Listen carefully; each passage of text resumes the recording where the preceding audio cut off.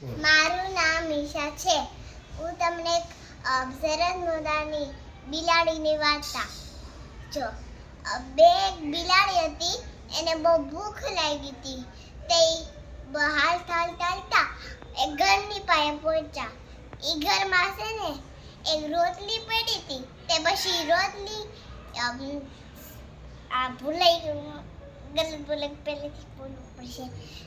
તે છે ને ઈ બિલાડી ઘરની પાસે આવી. તે બારેથી કૂદકો મારી.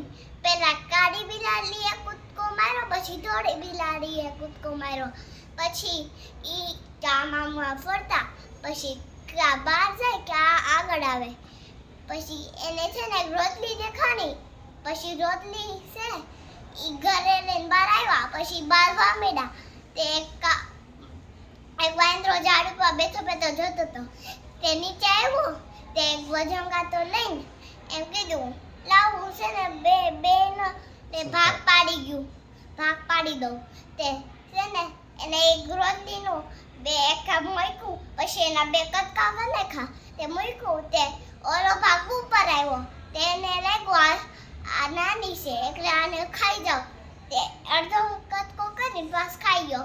પછી પાછી મૂકી કટકા કરીને તે ઓલી ઊંચી થઈ. તે એમાંથી એક કટકો કરીને ખાઈ દો. પછી પાછા એમ કર્યું. પછી એમ કરતા નાની થવા માંડી. બે નાની થવા માંડી. તે પછી એમ કીધું તો આખી ખાઈ ગયો બિલાડીએ. બે બિલાડી એમ કીધું. વાર્તા પૂરી.